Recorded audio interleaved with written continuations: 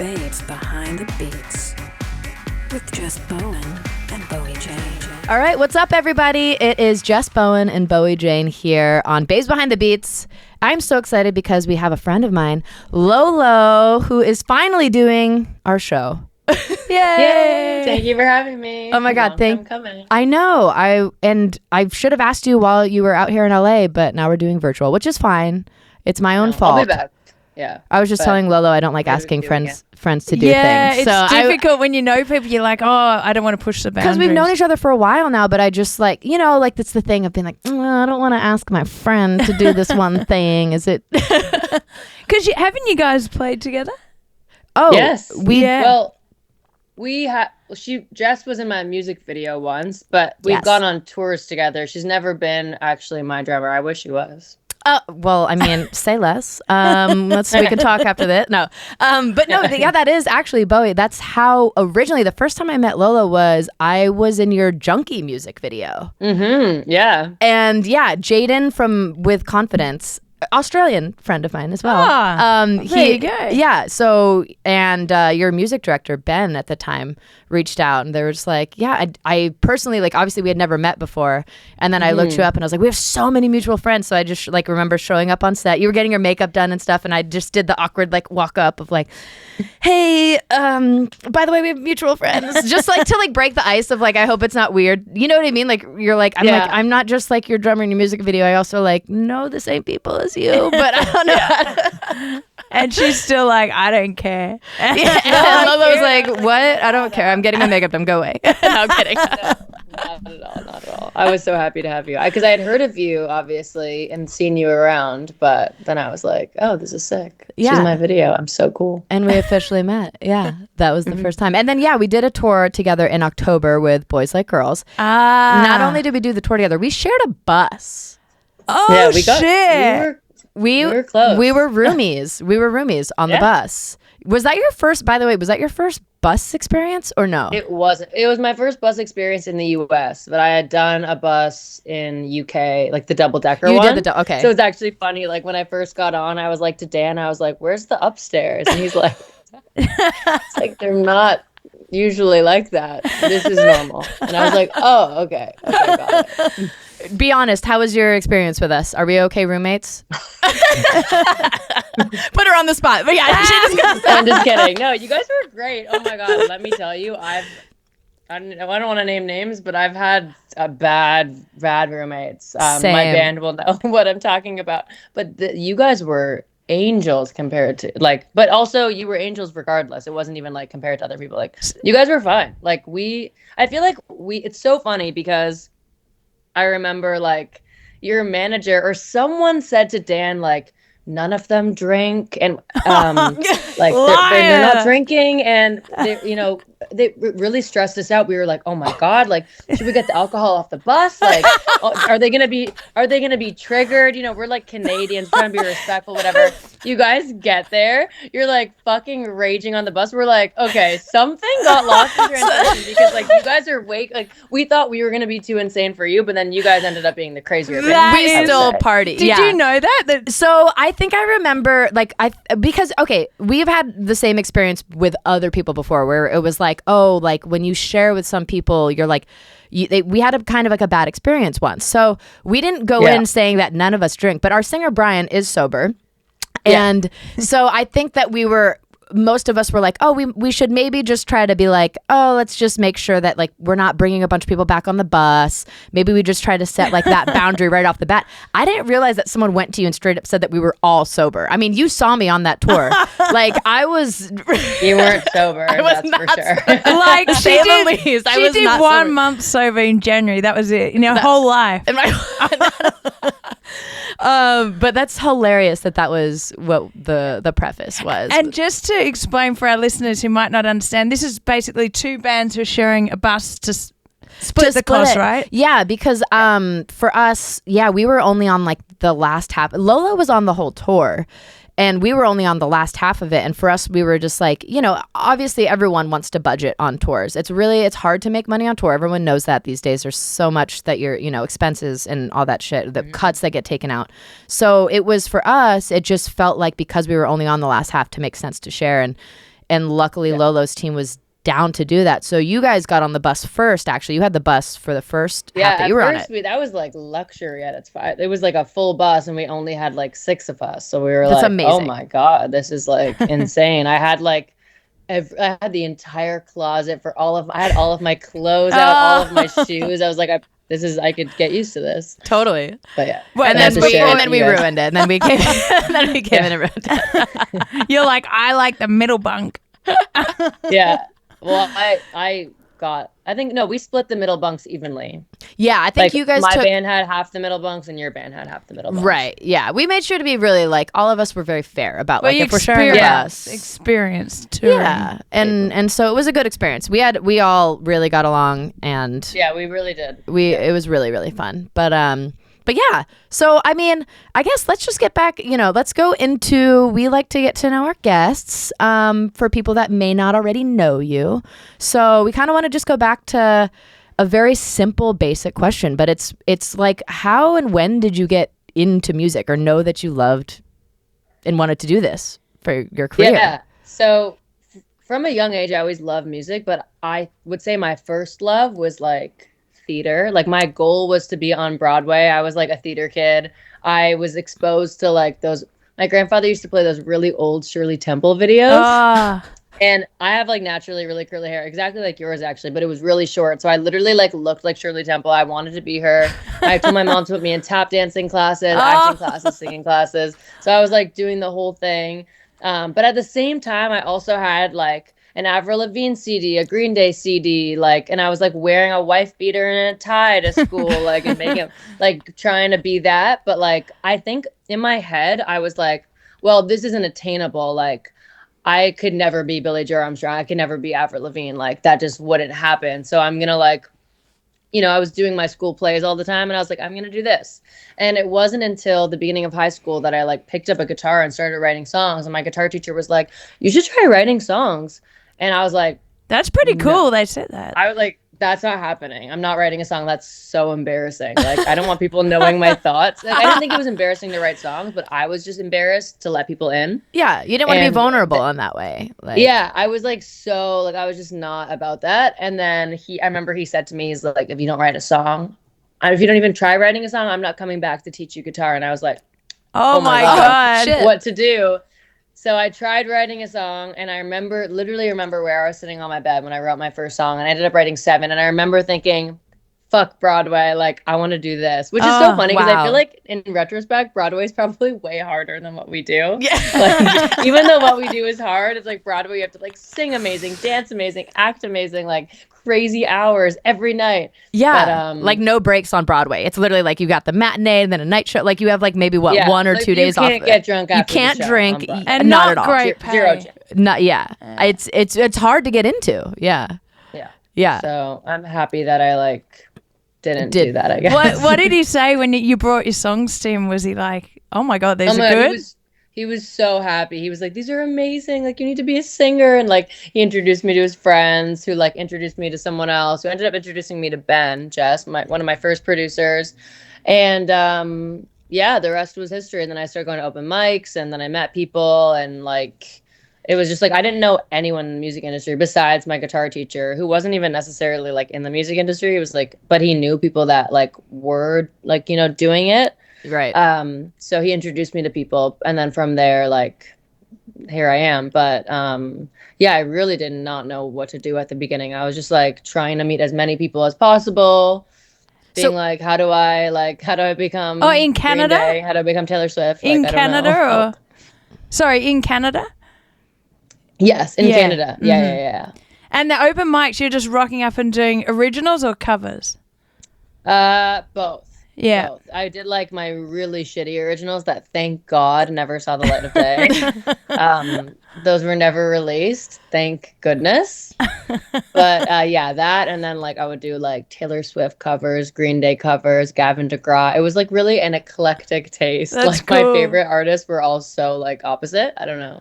I love that. Wait, like, I mean, you named some of them there, but like, who were your like idols? Like, who were like, obviously Avril, you said, but like, so if like, you had to list, like Green Day, I would say like Green Day and Avril, number 1. Green Day probably number one, then Avril maybe. Taylor Swift was huge for me. John Mayer was huge.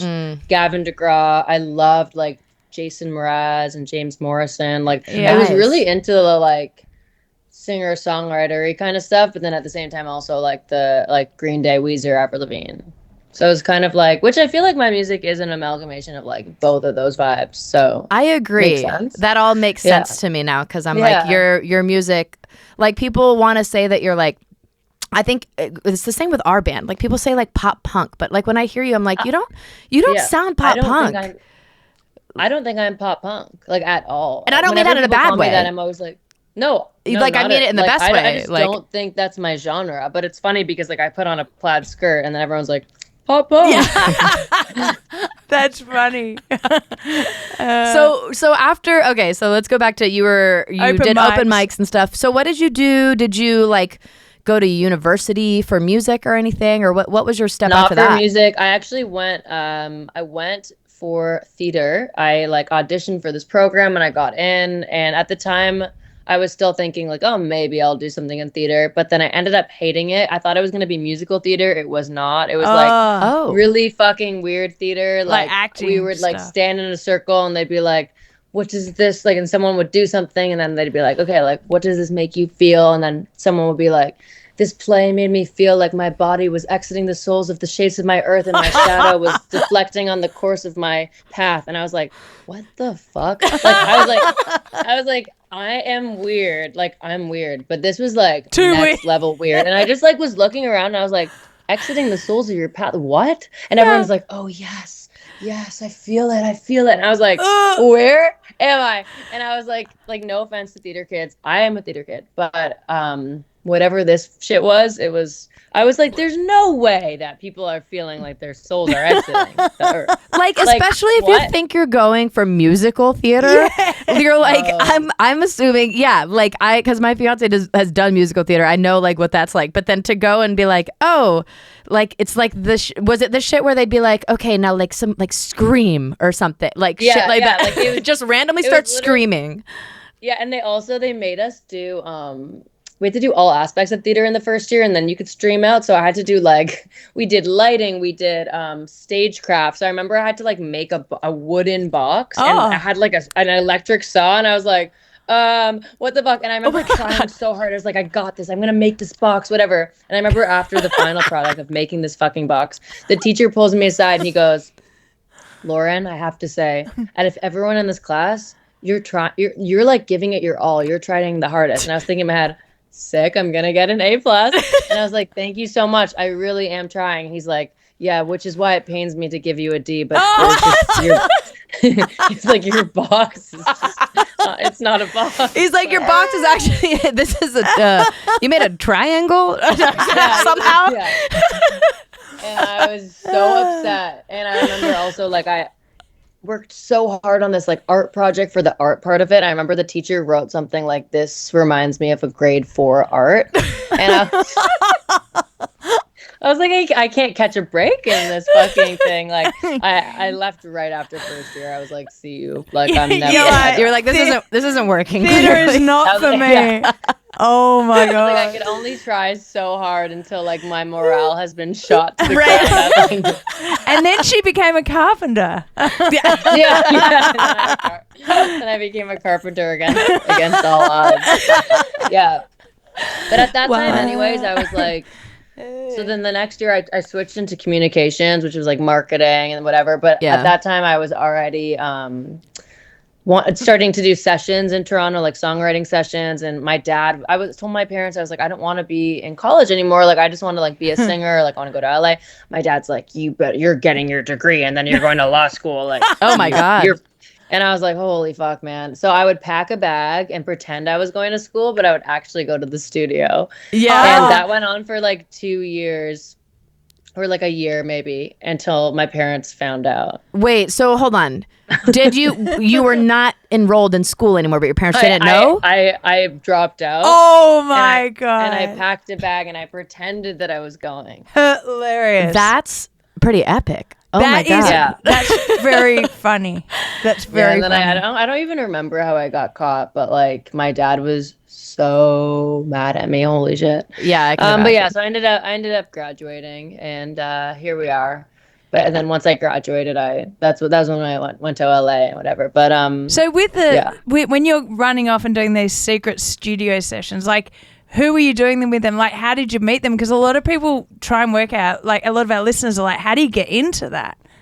Yeah, well, so it was through like my guitar teacher introduced me to this guy who introduced me to another guy, and it was that guy was my producer. Ben are you Right. talking about Ben? I'm Okay. talking about Ben. Yeah. Yeah. So I know Ben. Ben's the one that had me come also do her. Ah, Yeah. so who was also yeah. acting as like music director for a little bit for you as Yeah, well. he's my music director, my producer. Yeah. And he's well Helped connected. me skip school. That's All of the amazing. So he's to blame. He's to blame for all this. Yeah, no. He's all the Sorry, blame. guys, He's for to blame watching. for all this success. Yeah. He is. Yeah. So basically, so he had a lot of connections and was just setting you up with like co-writes and stuff. And was he producing everything for you then? Yeah, him and this other guy, Jordan, were producing for me. Basically, my first song that I ever released, once I released something, this is in 2018 now. We have this program in Canada called like iHeartRadio Future Star, and it's because they want to make sure that there's Canadian content in Canada on the radio and stuff. so because good. it helps like our economy, I guess, I think. That is so good. Australia does not do that. Well, I don't not think that- anywhere It's- besides it's- Canada. Canada, at least not to my knowledge. I know about this program, but yeah, it's only in Canada. It's just Canada. They're so great. They give money for grants. They give grant money for tour. They give a lot of stuff. But my first song I ever put out, and this had like this like punky guitar, and this is before like in 2018. Guitar wasn't on the radio yet. It was like the Chainsmokers were like really big. Like it was like not the vibe. And my first song ever got chosen for this iHeartRadio Future Star thing. So it got blasted all over the radio. I was in the top 40 right away. And after that, a lot of people were like, "Oh, who's LOLO?" And then like it opened up a lot of opportunities for like people wanted to write with me all of a sudden. People knew who I was and it was funny because I was like, oh, the music industry is so easy. Like first song on the radio, we're good. And then I totally crashed down after that. Once I realized it indeed is not easy at all. And I just got really lucky. But yeah. So let's talk about pandemic hits, right? And Yeah. that obviously like halts the music industry completely. But you seemed to find success during that time, right? Yeah. So for me, it was like I was just starting out anyways when the pandemic hit. So like I feel like when it hit, it gave me just more time to work on writing songs, and it gave me more time to like figure out what I wanted my sound to be, and also more time to record videos and like put them on TikTok. And I had a TikTok account like so many years before. I don't know why I got one, but I wish I downloaded it. I mean, I downloaded it. I wish I got it earlier and started posting because like I could have been a fucking like Addison Rae. Let's go. But so yeah, it gave me more time to do stuff like that. And I started writing these covers, but I would switch the perspective. So like the first trend was the "Hey There Delilah" trend, where girls would write "Hey, it's Delilah," and like her point of view. Oh. So I did that, and before I did that, I was just dancing on TikTok, and I was getting like 200 views. But then I like put up a singing video, and I got like 200,000 views right away. And I was like, whoa. maybe I should be singing on here. Maybe I should be Because singing at that time when you were on it, it was just at one point it was mostly just dancing, Yeah. right? That's what Yeah, TikTok it was. A lot of dancing. I'm a terrible dancer, so my videos weren't doing well. You weren't pulling out your Shirley Temple moves. Yeah, A time step? I was a good tap dancer, but that doesn't translate to like sexiness, sexy grooving. Yeah, like maybe it's actually deters the sexiness because I'm like shuffle ball change. Like that's what I'm used to. But I was really good at tap. I was an advanced tap. Ooh. Yeah, that. But yeah, actually, funny enough, I used my tap routine. I remember I had this tap routine to "Love Drunk" by Boys Like Girls. No That was, way. like, as a kid, yeah. Did you ever tell them Yeah. that when we were on tour with them? I posted about it and just hoped that they didn't see. So Oh my God. No, I wish you would. Yeah. I wish, it would have been amazing if you did it in front of them. That's a TikTok in itself, is it not? Do I not know how to use TikTok? Fuck, I should have done it actually, I'm opening for them again soon in August. Oh, just there you for go. one show. You got to do it then. Do it then. I should do it, honestly. So the singing took off then on the TikTok. Oh and yeah. then- So then my songs started going viral. People started noticing me, and from there I ended up getting a publishing deal. I got signed to APG, and then I got out to LA, and then I got my first tour opportunity. It was at the time with Simple Plan and Newfound Glory, and they Huge. found me on a Spotify playlist. The Oh, tour was what? called Pop Punk's Not Dead, and there was a Spotify playlist called Pop Punk's Not Dead, and Chad from Newfound Glory clicked it, supposedly. He was looking through the songs, and one of the songs at the top was Death Wish by LØLØ. Wow. And he loved it, and then they asked me to open. And then I was like, that kind of set me on my course of like male groups from when I was a kid that were popular asking me to open for them. Right. That, like, it's just like, we need a one of three. Who should we ask? LØLØ. Like, it's just happened. It's Yeah. just like, it Wow. keeps happening Yeah. for like all these like sick legacy acts, and I don't know how it's happening, but I'm like, sick. You need someone? I'm here. So yeah.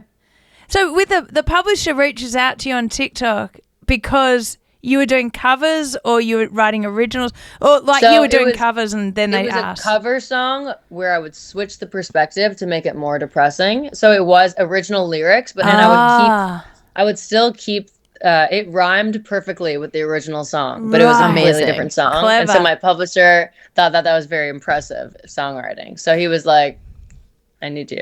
And then he put you in writing rooms and that kind of stuff. Yeah, and then I met a million people. I did so many writing sessions, still always constantly in LA doing writing sessions just with a bunch of people. And then, yeah. And then you got signed to Hopeless eventually. Yeah, so sorry, I forgot to say. But yeah, so that was after I went on that tour with Newfound Glory. Newfound Glory at the time was signed to Hopeless. And that was kind of how Hopeless knew who I was, but then that was kind of like sealed the deal. They were like, oh shit, like, we need to sign you. Was it Tobin? Is he your A&R? Or Yeah. yeah. Tobin. I had been meeting with a bunch of different labels, and I met with Tobin for coffee, and he loves this story because he's always like, but I met with him, and he like totally sold me. He was just like, he sat across from me, and I was like, I'll sign do you have the contract? I'll sign it right now. I was like, Yeah. He just totally like convinced me to sign to Hopeless. Like, I was like, okay, I'll do whatever this man says. Like, Yeah, I mean, and Tobin's a wonderful man, and it's a great label. Like that, I feel like that's a great home for you to be. So did you Yeah. have like 20 songs or 30? I mean, you'd obviously been writing heaps of songs, but your sort of presentation, like when Catalog. your catalog when he's looking at you is like, oh, she's got a sound, she's got 20 songs. Like, yeah, I probably had like Probably hundreds I at had that time. almost a full EP out of like my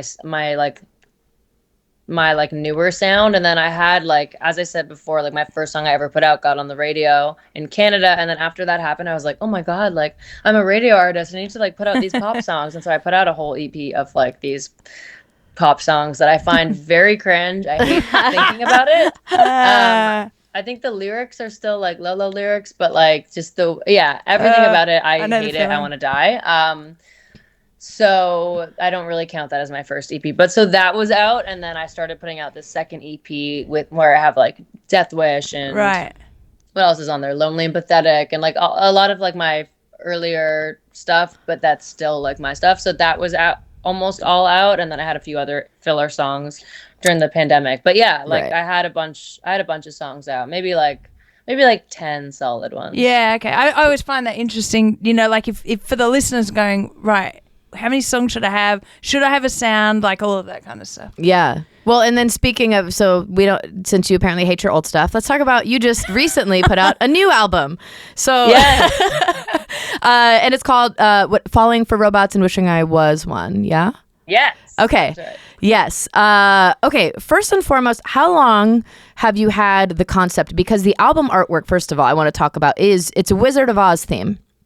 How long has this been in your head, knowing like that this was your creative direction? Because you at Halloween, I didn't realize this, you guys dressed as Wizard of Oz. Yes. So that was October on of last year. purpose. Yeah, I didn't realize this. Yes. So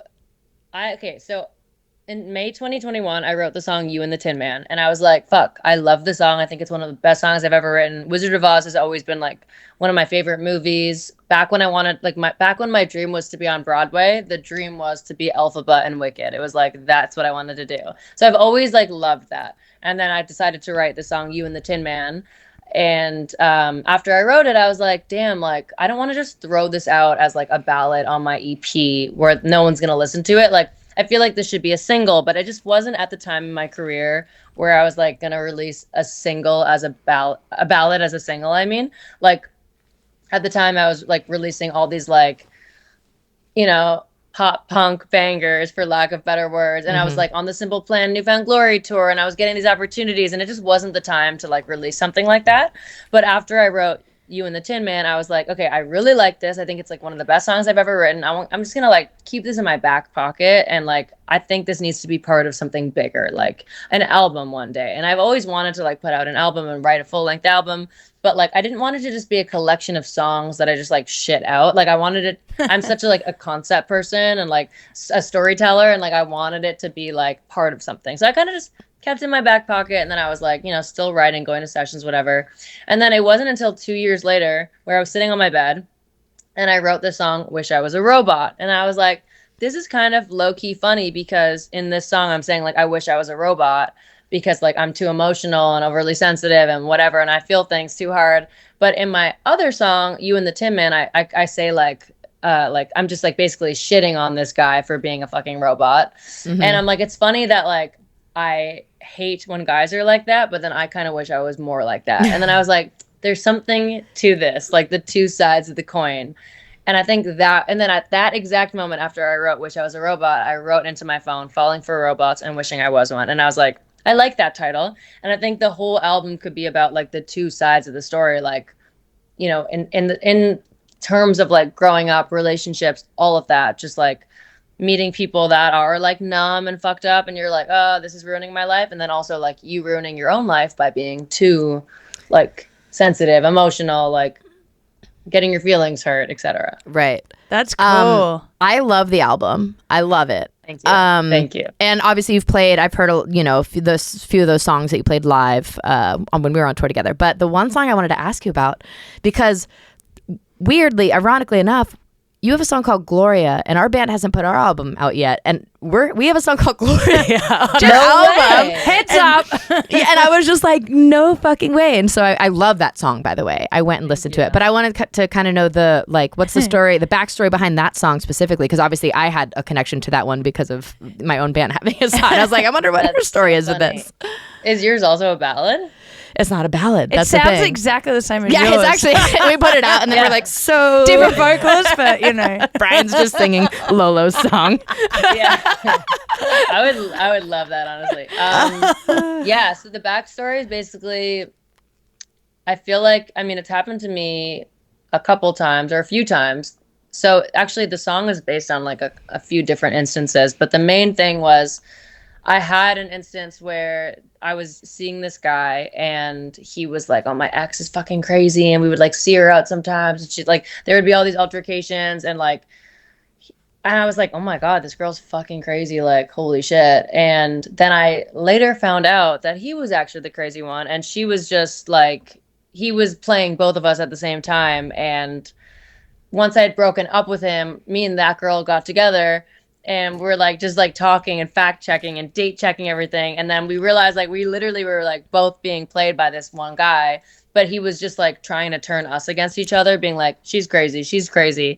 And when really it was him. And I was like, I feel like that happens a lot. Like I've unfortunately, the first guy I was ever so in love with, like, told me that he had broken up with his he was like on and off with his girlfriend. I met him first, but then had a girlfriend, whatever. He was way older than me, but he would tell me that him and his girlfriend broke up, and we would hook up, and then he'd be like, never mind, we actually didn't break up. And I'd be like, wait, what? Like, or like I found out after that, and I was like so fucking heartbroken. I was like, I remember just like, and it was like my first love, and I was like so young, and I like wanted to die, and I was like, why is this happening? Right. But basically I was just reflecting back on like the fact that so many times it's like someone tells you like, oh, they're fucking crazy, they're crazy, when really like they're the crazy one. And you've just, Yeah, so it's basically just a song about how I wasn't being a very girl's girl, or I didn't realize I wasn't being a girl's girl, Right. but like it was a song reflecting on like, you shouldn't just like think like, oh, this person is crazy, it could happen, boy, girl, whatever.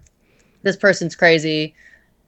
Sometimes like you're actually the one being tricked. And so it's basically a sorry to like any person who was the other woman. It's kind of like, I'm sorry, like I guess I was the other woman and I'm sorry about that. And I didn't know, but that's shit.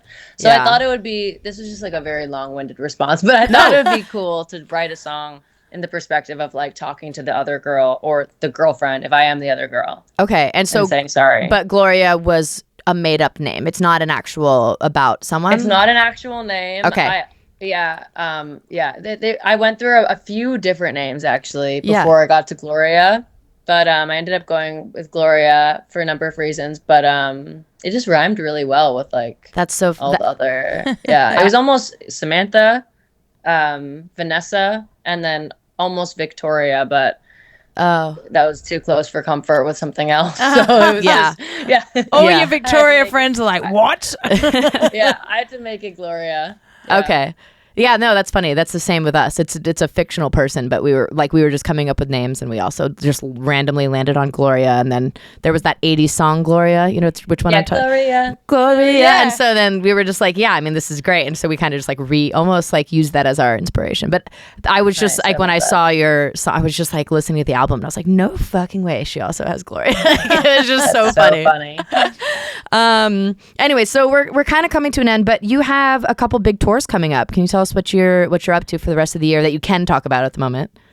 Yes. Okay, so the ones I can talk about. So Jaden Hostler, very excited for that. That's going to be July 4th to 28th. Nice. Stoked about that. And then I'm doing Mariana's Trench in November in Canada. That's so huge. So huge. And that's another one of those bands that I was like obsessed with as a kid, and now this is like I'm just like, how does this keep happening? It's the weirdest thing. And then we're both doing All Your Friends Fest. Oh, that's right. I'm playing with Lights. Oh, in Canada. In Canada in August. And are you on the same day? We are, right? I hope. I really hope we're on the same day.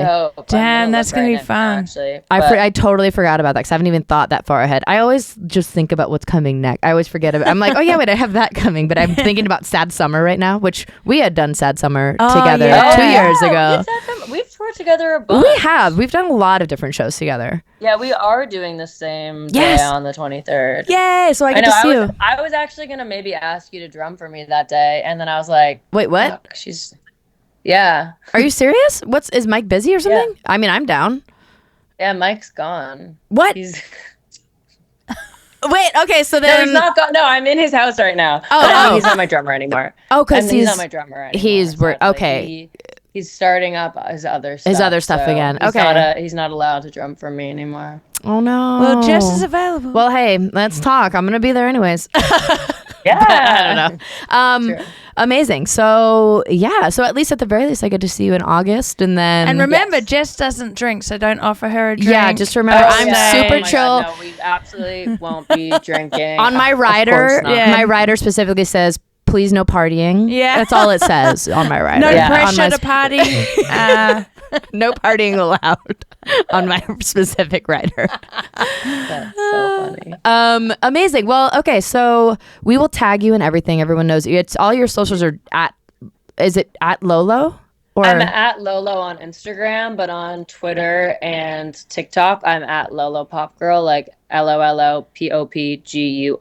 It's supposed to be like Lollipop Girl, but everyone was oh, Pop Girl, like pop. And I'm like, no, that's not what it is. It's like a fucking lollipop that you suck on.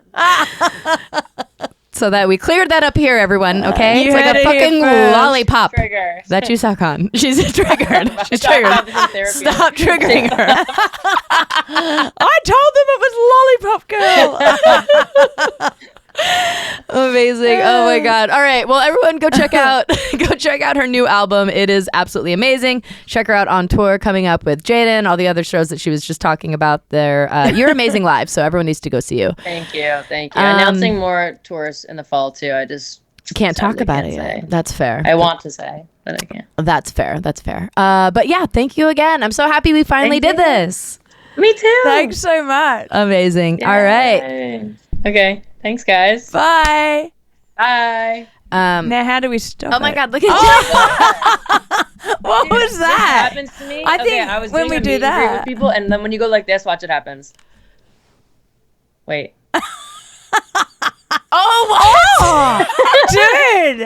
Dude, It's that's crazy. cool. I did that, and then the girl in the meet and greet that was like mediating it was like, "Can you stop doing that? Because the screen keeps." I'm like, "I'm not touching anything." I didn't realize. Wait, is that a Skype thing? Or? Well, is it because I clapped the... No, it happens on Zoom too. Like literally anytime I do this, fucking balloons come. Yeah, like that is apparently hilarious. it's the setting. I think there's something else. I forgot what. Oh, this. We're just Wait, waiting. hold on. Oh fuck! I forgot what the other one. Oh no, wait. Oh, it says. Yeah.